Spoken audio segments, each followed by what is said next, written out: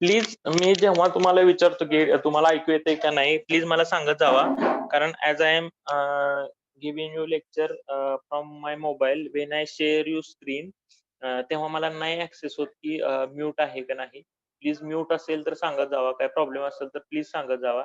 Chatbox मध्ये message येतो पण मला त्याचं नोटिफिकेशन येत नाही, त्यामुळे जर नाही पाहिलं तर लक्षात येत नाही. ठीक आहे. आता दिसतंय का तुम्हाला? प्लीज सांगा, म्हणजे we will start the lecture. We will start the lecture from first.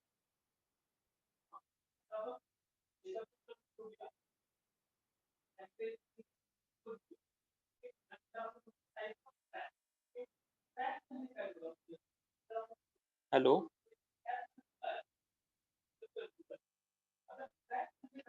His screen is visible and my voice is audible to you. Please let me know so that we can start lecture from first. Yes, sir. Yes, sir. Okay. आणि जर चुकून आवाज जर बंद झाला असेल, काय झालं असेल तर प्लीज मला सांगत जावा, म्हणजे आपल्याला हे करता येईल.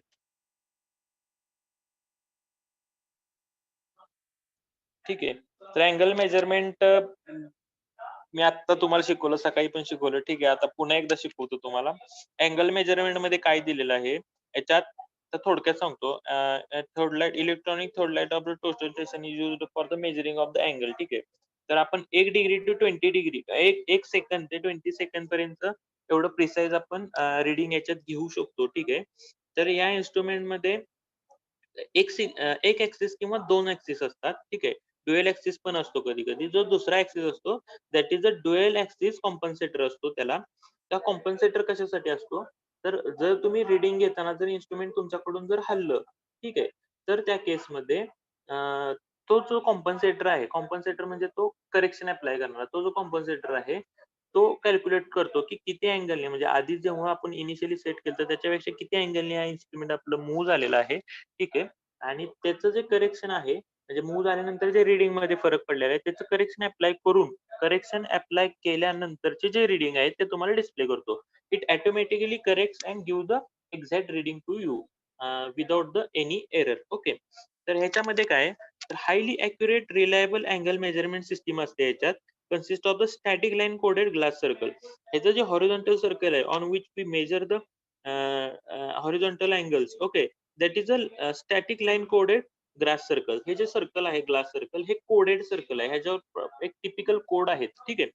आणि which is read by the linear CCD अरे. तर ह्याच्यावर लिनियर सीसीडी अरे पडतात आणि कुठल्या एरियावर पडले त्याच्यानुसार ते अँगल किती आहे ते मेजर करतात. ठीक आहे. A special algorithm determines the exact position of the code lines on the array and determines the precise measurement instantly. Okay.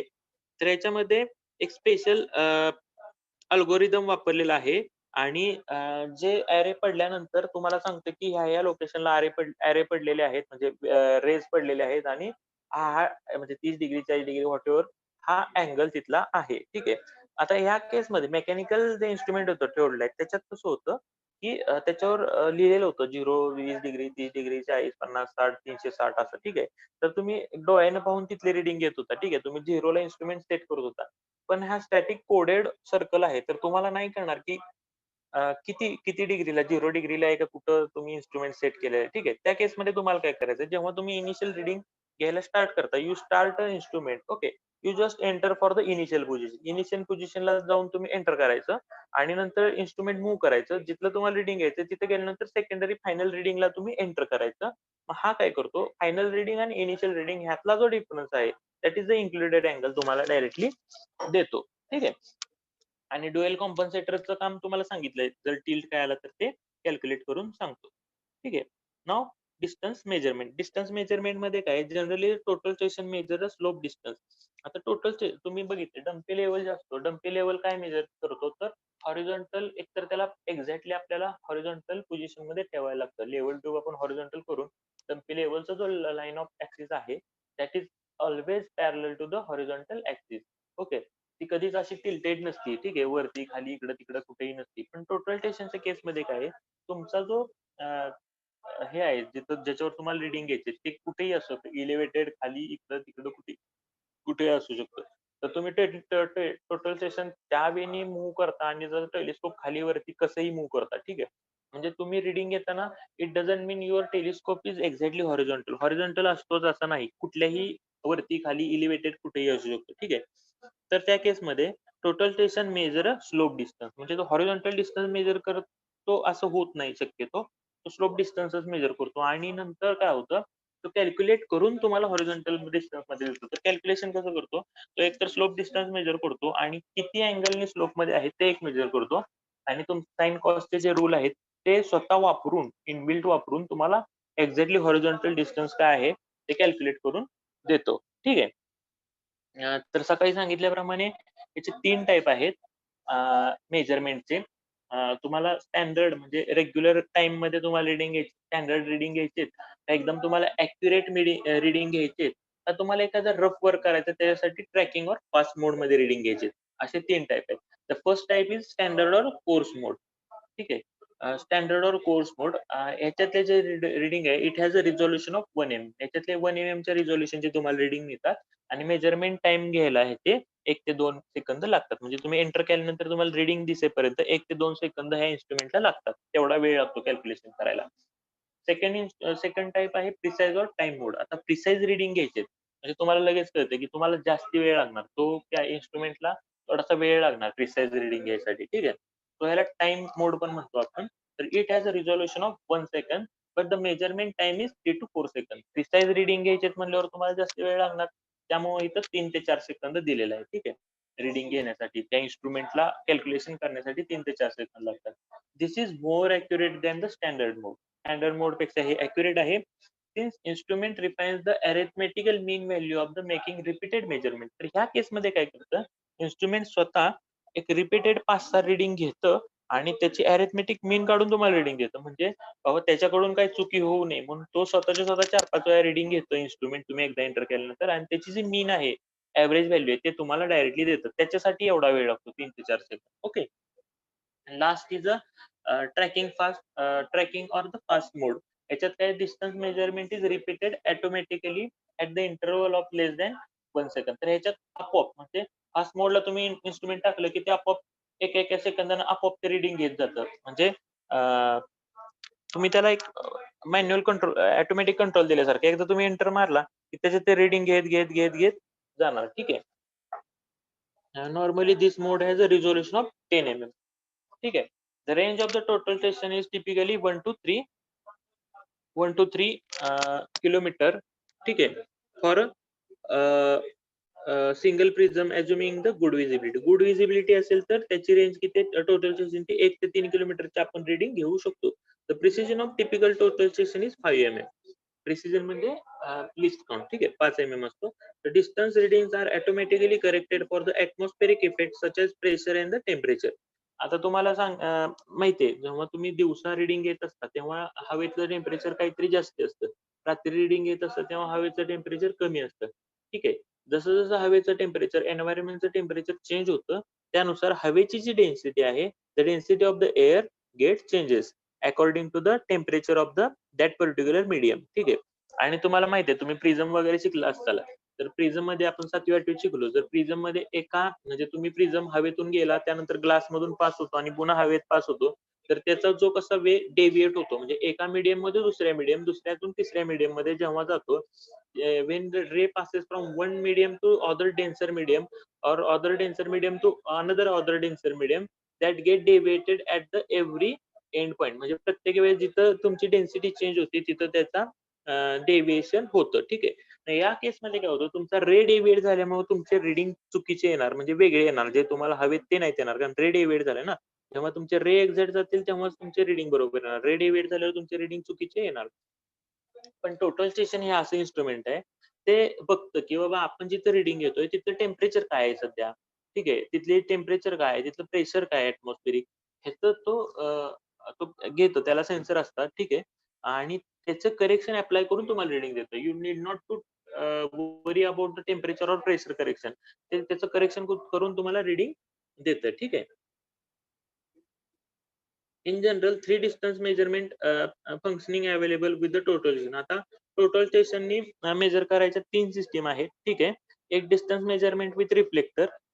जर तुम्ही प्रिझम सारखा एखादा रिफ्लेक्टर वापरला असेल डिस्टन्स मेजर करायला, म्हणजे अदर एंडला जर रिफ्लेक्टर वापरला असेल, तर that is the distance measurement with the reflector, that is called as a IR mode. Okay. Second is a distance measurement without reflector. जर तुम्ही एखाद्या समोरच्या जवळच्या भिंतीचं जर तुम्हाला मेजरमेंट घ्यायचं भिंतीवरती, तर जवळची असेल तर त्याला काय म्हणायचं, डिस्टन्स मेजरमेंट विदाउट रिफ्लेक्टर. तिथं तुम्ही रिफ्लेक्टर बसवलेलं नाहीये, तर ती RL मेथड. आणि third is a distance measurement of the long range. म्हणजे तुम्हाला 100 किलोमीटर, 50 किलोमीटर, 30 किलोमीटर, 70 किलोमीटर अशी लांबची जर रीडिंग घ्यायची असतील, तर that is called as a distance measurement of the long range. That is distance measurement by long range. आता control panel तुम्ही पाहिलंय सकाळी. कंट्रोल पॅनलवर कुठले कीबोर्ड असतात, त्याचं फंक्शन काय वगैरे ह्या गोष्टी आपण पाहिल्यात. Now we will go for the prism attachable EDM. आता प्रिझम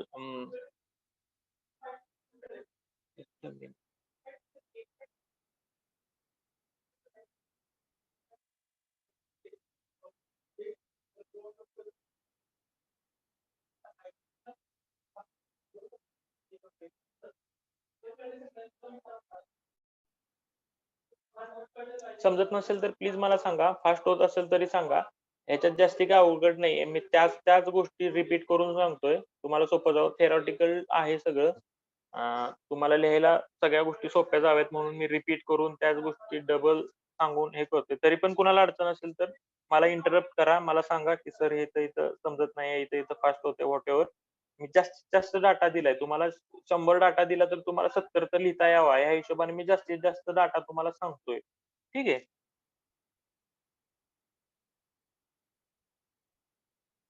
फक्त तुमची काय अडचण आहे ती चॅटमध्ये टाकण्यापेक्षा जर असं सांगितलं माईकने तर बरं होईल. कारण मला ऍक्सेस करायला चॅट बॉक्स लक्षात येत नाही. आता मी जाऊन बघितलं. ठीक आहे. डायरेक्टली तुम्ही मला इंटरप्ट करून जरी सांगितलं तरी काही अडचण नाही. ठीक आहे. Now prism attachable EDM.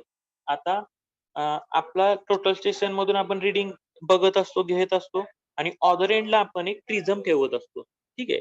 त्या प्रिझमवर आपल्या टोटल स्टेशन मधून आपण रे पास करत असतो आणि ते रे त्या प्रिझमवर थटून माघारी येऊन मग आपले रीडिंग येत असतात. ठीक आहे. अदर एंडला आपण काय वापरतो, प्रिझम फॉर अटॅचेबल EDM हे वापरत असतो. ठीक आहे. तर when using the theodolite in connection with the EDM for the measuring over the short distance, it is recommended that single prism holder is used. आता हा जो आहे हे माझ्याकडून चुकून ह्याची जी डायग्राम आहे ह्याचा जो फोटो आहे तो इथं आहे. ठीक आहे. आणि खालचा जो 360 डिग्री आहे तो या स्लाइड मध्ये. ठीक आहे. माझ्याकडून थोडीशी चूक झालेली, खालीवर पेस्ट झालेली. ठीक आहे. तर तुम्ही ही खालची डायग्राम बघा. सिंगल प्रिझम होल्डरची डायग्राम बघा. ठीक आहे. When using the theodolite connection with the EDM measuring over the short distance, it is recommended that single prism holder is used. Single prism असलेला एक होल्डर आपण यूज करतो. The height difference between the telescope optical axis and the infrared beam is corrected by the corresponding difference at the target. म्हणजे ह्याचे जे correction आहे ते तर theodolite नेहमीप्रमाणे आपले रीडिंग घेतोच. ठीक आहे. आणि कॅल्क्युलेट करतो. आणि दुसऱ्या टाईपचा जो आहे तो 360 डिग्री रिफ्लेक्टर प्रिझम एक आहे. ठीक आहे. त्याच्यामध्ये 6 प्रिझम असतात इनबिल्ट आणि तुम्ही कुठूनही theodoliteचा रे पास केला तर तो घेतो, कॅच करतो आणि रिटर्न देतो. म्हणजे तुम्हाला त्या प्रिझमचं तोंड त्या टोटल स्टेशनकडे करायची गरज पडत नाही. So the 360 degree reflector prism is also available as option. ठीक आहे. It allows the measurement and the automatic target recognition from any direction. Any direction ने तुम्ही रीडिंग घेऊ शकता.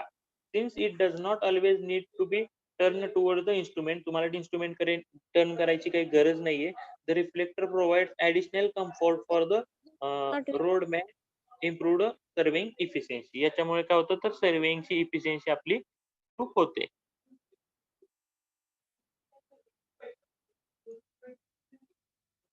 आता बघा पॉवर सप्लाय, कशाचा पॉवर सप्लाय असतो आपल्या इन्स्ट्रुमेंटला. टोटल स्टेशनला जी बॅटरी असते ती कशाची असते. It is rechargeable nickel cadmium batteries are used for the power supply of the total station. Rechargeable nickel cadmium battery असते, लक्षात ठेवा. ठीक आहे. The use of the time usage time याचा किती 2 ते 10 hours 2 to 10 hours is the usage time. Some total station have auto power save feature which switches the instrument off or put it into the some standby mode after it has not been used for the specific time.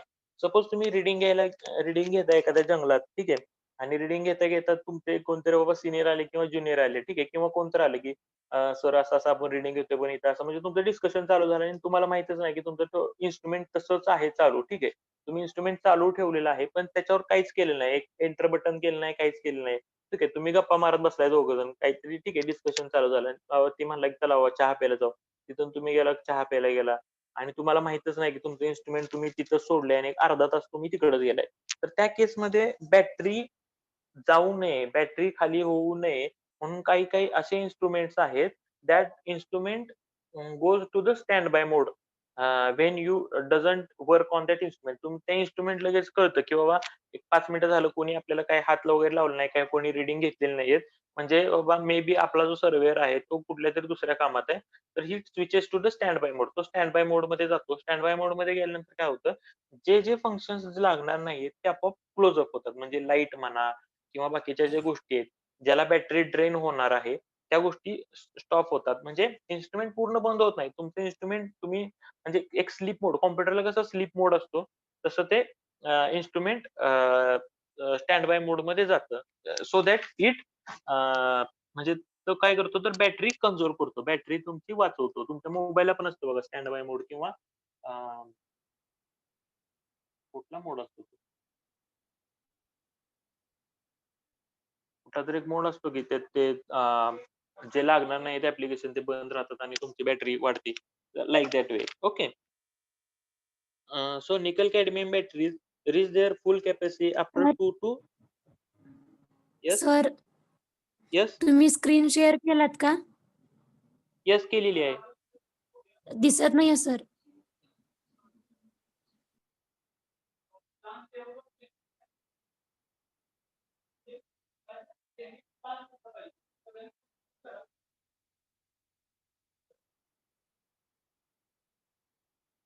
आत्ता गेली का आधीपासून गेली?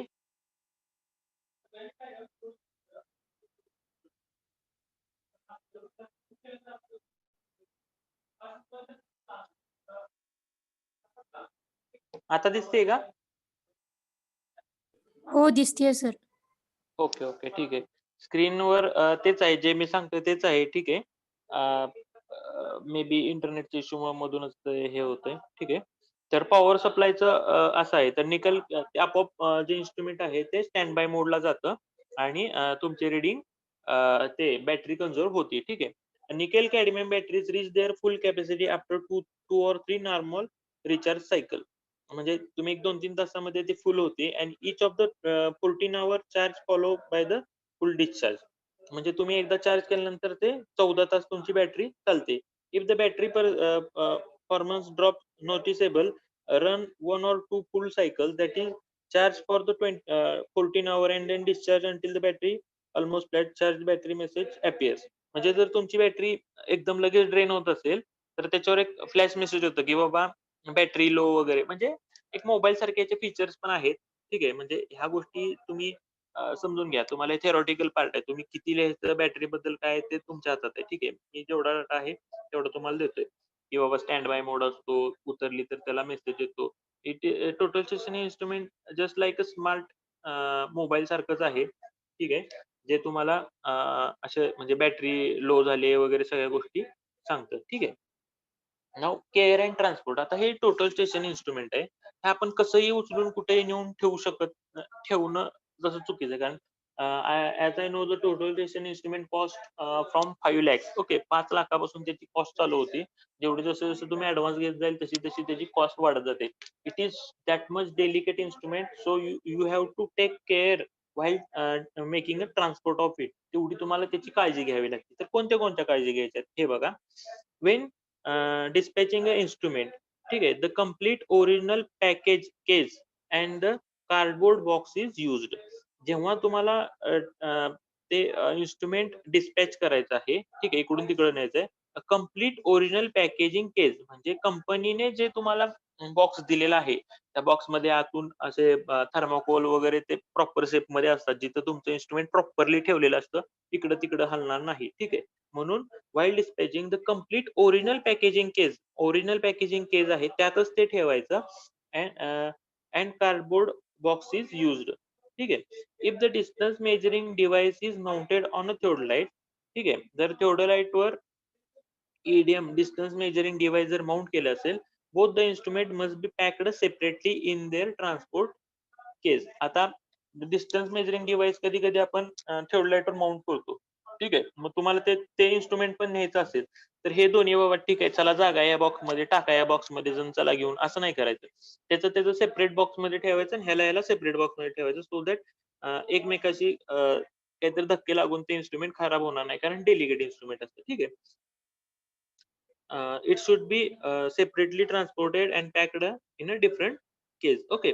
The distance measuring device mounted on the telescope can cause inadmissible loads to the tilting axis bearing during the transport, resulting in a misadjustment and the damage to the it's bearing. तुम्हाला माहिती आहे total station हे instrument आहे. हे स्वतः compensation वगैरे ह्याला भरपूर सेन्सर आहे. टेम्परेचरचा सेन्सर आहे, ऑटोमॅटिक कॉम्पन्सेशन करणारा सेन्सर आहे. तुमचा जर त्याला धक्का लागला तर ते पुन्हा ओरिजिनल स्टेटला येणारा सेन्सर आहे. तुम्ही प्लुमेटचं बटन दाबलं तर तो एक्झॅक्टली व्हर्टिकल ॲक्सिस त्याचा व्हर्टिकल करणारा सेन्सर आहे. ह्याला बरेच सेन्सर आहेत. पण ह्याच्यात जर दुसरं इन्स्ट्रुमेंट जर त्या बॉक्समध्ये टाकून जर तुम्ही न्यायला लागला, तर त्याच्या वजनामुळं, त्याच्या अनइक्वल प्रेशरमुळे ह्याचे जे सेन्सर आहेत ते खराब होतील, डॅमेज होतील. समजतंय तुम्हाला? When the transporting a instrument in a field. आता तुम्ही जर फील्डमध्ये घेऊन चाललाय रीडिंग घ्यायला. While transporting the instrument to the field, always make sure that either the instrument is carried in its original transport case, मगाशी सांगितल्याप्रमाणे, or the tripod with its legs spread across the shoulder is carried. आता हे जर तुम्ही नेत असाल instrument तर एक तर त्या बॉक्समध्ये घालून न्या, ज्याच्यात ते इन्स्ट्रुमेंट ओरिजिनली आपण विकत घेतलेलं आहे ते. किंवा काय करा, ट्रायपॉड स्टँडवर हे इन्स्ट्रुमेंट फिक्स करा प्रॉपर.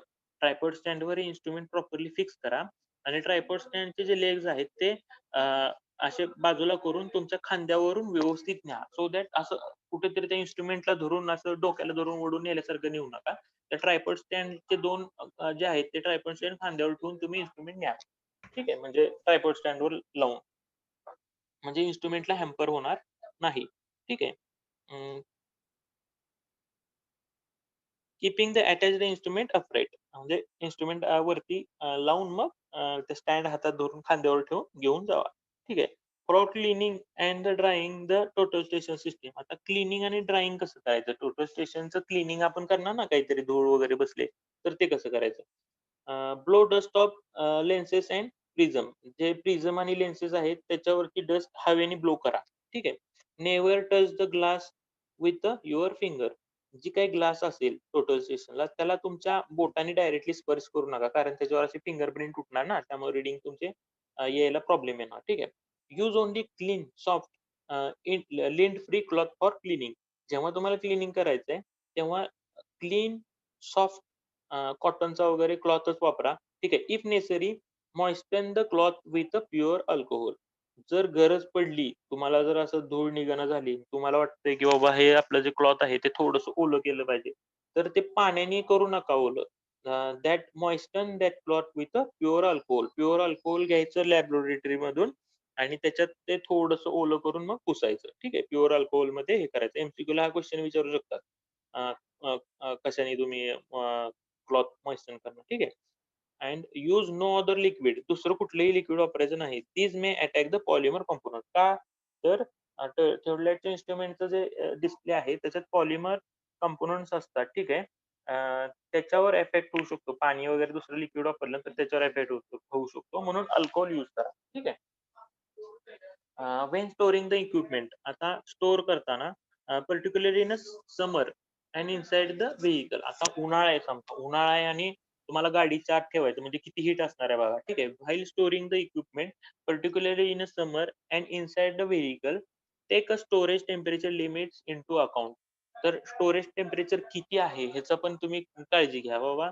सोडलॅक स्टेशन हे आपलं -40 टू +70 ह्याच्यामध्येच आपण ठेवायचं. जर -40 डिग्रीच्या खाली टेम्परेचर गेले किंवा 70 डिग्रीच्या वरती जर टेम्परेचर गेलं, तर ह्याच्यात जे लेन्स वगैरे आहेत ते पगळतात आणि इन्स्ट्रुमेंट तुमचं खराब होऊन जातं.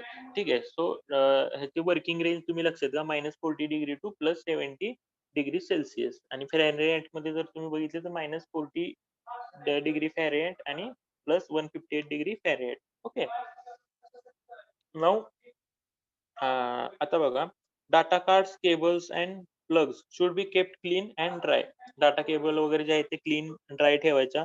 Blow away any dirt logged into the plugs of the cleaning cable. जे तुमच्या USB केबल्स असतात त्याच्यात जे काही डर्ट वगैरे गेली तर क्लीन करा. अनप्लगिंग connection cables or removing the card during the measurement of any cause may lose the data. तुम्हाला माहिती आहे तुम्ही एकदम कॉम्प्युटर बंद केला किंवा अचानक तुमचा पेन ड्राईव्ह केला तर तो करप्ट होऊ शकतो. तसं सेम याचं आहे. असं काम चालू असताना तुम्ही अचानक कसं ते उडून डाटा केबल वगैरे काढू नका. Always switch off the instrument before removing the cables or card. तुम्ही कार्ड काढताना किंवा केबल काढताना इन्स्ट्रुमेंट आधी बंद करा आणि मग डाटा केबल वगैरे जे काय असेल ते काढा. ठीक आहे. The reflector prism that are cooler than the ambient temperature tend to fog. आता रिफ्लेक्टर प्रिझम जे आहेत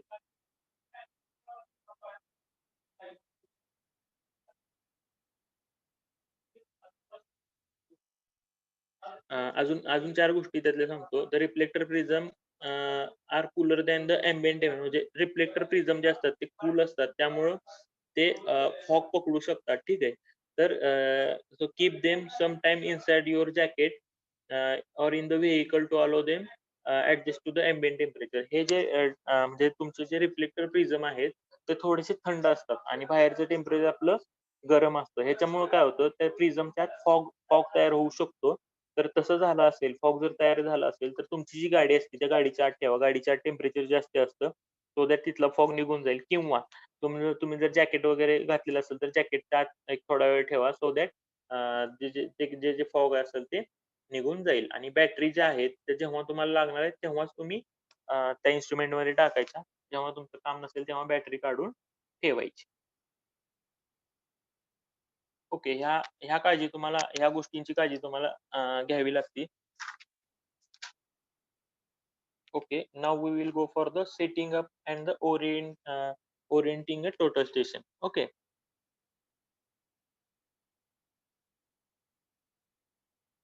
इथपर्यंत काय अडचण असेल तर सांगा.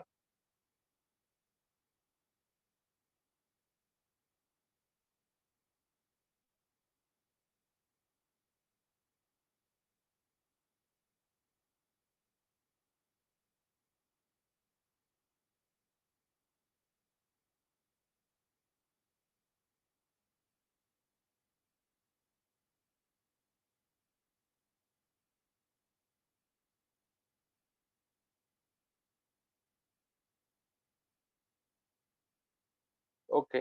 आता आपण बघूया setting up and orienting a total station. तर टोटल स्टेशनचं सेटिंग आणि ओरिएंटेशन कसं करायचं? To to start a survey work with the help of the total station. It is primarily necessary to set up the total station at the control station of the which easting and northing are already known. आता जेव्हा तुम्हाला total station work चालू करायचंय, ते अशा लोकेशनला ठेवा की तिथल्या तुम्हाला नॉर्थिंग आणि ईस्टिंग माहीत पाहिजेत. हे सगळ्यात महत्त्वाचं. कारण तुम्हाला सगळ्यात स्टार्टला त्याच्या रीडिंग द्याव्या लागतात. नॉर्थिंग आणि ईस्टिंग. ठीक आहे. नॉर्थिंग आणि ईस्टिंग म्हणजे आपण लास्ट लास्ट ठेवल्या ह्याच्यात पाहिल्यात त्या नॉर्थिंग ईस्टिंग. ठीक आहे. लॅटिट्यूड अँड डिपार्चर त्या पर्टिक्युलर लोकेशनचं. Okay. Are known the process of the setting of the station is explained under. ठीक आहे. आता तुम्हाला दाखवली बघा इथं फिगर दिलेली आहे. तर अप्रॉक्सिमेट लेवलिंग कसं करायचं बघा. ठीक आहे. The total station has to be set approximately over the ground reference point using the optical or laser plummet primarily, and then it has to be ensured that the tripod legs are firmly placed into the ground. ठीक आहे. तुम्हाला हा प्लुमेट किंवा हा optical laser जो असतो त्याच्यातून बघून तुम्हाला रेफरन्स पॉइंटवर बरोबर तुम्हाला टोटल स्टेशन इन्स्ट्रुमेंट ठेवायचे. खाली तुम्हाला दिसतंय बघा त्या प्लुमेटमधून त्या चौकोनावर तुमचं लेझर रे पडलेला आहे. ठीक आहे. आणि हा जो गोल दिसतोय गोल, त्याच्यातला जो ब्लॅक डॉट आहे ना, तो तुम्हाला bye using the foot screw तुम्हाला तो डॉट एक्झॅक्टली मधल्या गोलमध्ये आणायचा असतो. ठीक आहे. Bubble. The total station plate has then to be levelled by using the tripod leg. पहिल्यांदा ट्रायपॉड लेगने तुम्ही रफ लेव्हलिंग करता. The procedure is same as that of used in a theodolite ठीक आहे. थिओडलाइट मध्ये आपण कशी त्याची लेव्हलिंग केली सेम प्रोसिजर आहे. ठीक आहे. Now precision levelling of the bubble. आता precision levelling of the bubble कशी करणार तुम्ही? तर इथं बघा डायग्राम दिलेली आहे दुसरी. पहिल्यांदा तुम्ही ए आणि बी हे 2 फूट स्क्रू यूज करणार. Once the total station is approximately leveled and placed over the station point on the tripod, the system of tuned through the leveling using the foot screw. Foot screw वापरून तुम्ही fine tuning करणार. ते inward आणि outward at a time तुम्ही inward किंवा at a time inward किंवा at a time outward move करून तुम्ही त्याची लेव्हलिंग करणार. ठीक आहे. Using the plummet make sure that the total station is still over the reference point. Plummet मधून बघायचं की हे लेव्हलिंग करताना तुमचं इन्स्ट्रुमेंट बाबा स्टेशन पॉइंट वरून इकडं-तिकडं केलेलं आहे का? Rotate the instrument through 90 degree, 180 degree, 270 degree to check that total station is perfectly level. त्यानंतर टोटल स्टेशन मूव्ह करायचं, फिरवायचं आणि चेक करायचं की अजून पण ते लेव्हलमध्ये आहेत का? ठीक आहे. आणि नंतर in most total station compensator take care of the final levelling. आणि तुम्हाला मी आधी सांगितलं जर डबल ॲक्सिस जर थिओडलाइट असेल तर त्यात कॉम्पेन्सेटर असतो. त्याचं बटन जर तुम्ही दाबलं तर तो ऑटोमॅटिकली तुमचं इन्स्ट्रुमेंट लेव्हल करतं. म्हणजे जे छोटंसं लेव्हलिंग तुमचं बाकी आहे, प्रिसाइज लेव्हलिंग जे बाकी आहे किंवा सेंटरिंग बाकी आहे, तो ऑटोमॅटिक कॉम्पेन्सेटर जो असतो त्याचं बटन दाबलं की ते आपोआप त्याचं सेटिंग करतो. ठीक आहे. नाऊ ओरिएंटेशन बघा. ओरिएंटेशन म्हणजे एखादा जो पॉइंट आपल्याला बघायचा आहे ते. ठीक आहे. The orientation is performed by measuring the horizontal angle. ह्या सगळ्या गोष्टी आपल्या थिओडलाइटमध्ये झालेल्या आहेत. त्याच गोष्टी फक्त इथं आहेत. ठीक आहे. त्याच रिपीट आहेत सगळ्या. The orientation is performed by measuring the horizontal angle HZ to another point known as coordinate and rotating the total station by calculated angle V0. ठीक आहे. ओरिएंटेशन म्हणजे थोडक्यात ह्या डायग्रामची काही गरज नाही. तुम्हाला जो पॉइंट बघायचा आहे त्या पॉइंटकडे तुम्ही मूव्ह करणार आणि ओरिएंट करणार. मूव्ह करणार म्हणजे तो पाहणार म्हणजे that is you are orienting that instrument. Okay. Then onboard software. आता ऑनबोर्ड सॉफ्टवेअर आपण बघूया. ठीक आहे. लास्ट पार्ट बघूया याचा. बाकीचा आपण नेक्स्ट लेक्चरला बघूया. तर ऑनबोर्ड सॉफ्टवेअरमध्ये in addition to the controlling the angle and the distance functions of the total station, the microprocessor is also programmed to perform the calculation of the slope correction, coordinate, etc. and described as below. तुम्हाला पुढे दिलेलं आहे. तर ह्याचं function काय in addition to controlling the angle and distance function. Angle and distance function हे करतानाच अजून काही तर total station the microprocessor is also performed program to perform the various calculation for the slope correction. तर वेगवेगळे correction पण ते करतो. तर त्याच्यात काय तर रिड्यूस लेवल आहे, पुन्हा horizontal circle orientation, coordinate measurement, transverse measurement, resection, पुन्हा remote elevation measurement, setting out function. Okay. तर आपण हे नेक्स्ट लेक्चरला बघूया कारण 4:30 वाजले. तुम्ही पण आता माइंडसेटमध्ये नसणार आहे लेक्चर संपायचं ह्याच्यात नाही तर काय शिकवायला लागले. ठीक आहे. तर नेक्स्ट लेक्चरला आपल्याला हा थोडासा पार्ट राहिलाय, एक पार्ट राहिलाय फक्त टोटल सेशनचा. तो पाहून पुन्हा आपल्याला डिजिटल लेव्हल आणि लेझर लेव्हल हा एक पार्ट राहतोय या चॅप्टरचा.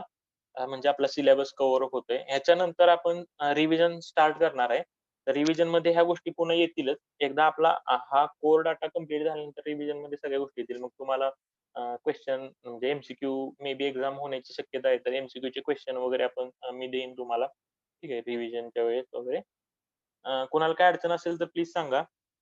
So that we will stop the lecture.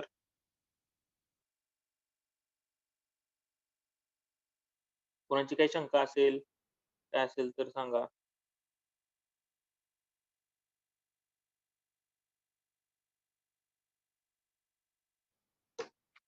आपलं टोटल सेशन इन्स्ट्रुमेंट ऑलमोस्ट झालेलं आहे. फक्त शेवटचा पार्ट राहिलाय डाटा लॉगर वगैरे म्हणजे ते काही एवढं इम्पोर्टंट नाहीये. पण एक ॲडिशनल असावं म्हणून तुम्हाला शिकवतो आणि त्याच्यानंतर आपलं लेझर लेव्हल आणि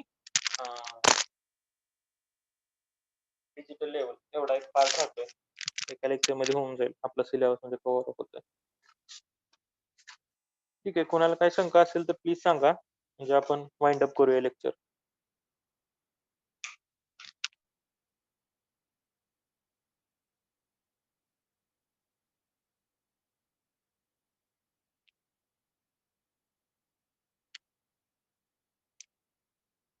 ठीक आहे. मग थांबूया आपण. Thank you for joining.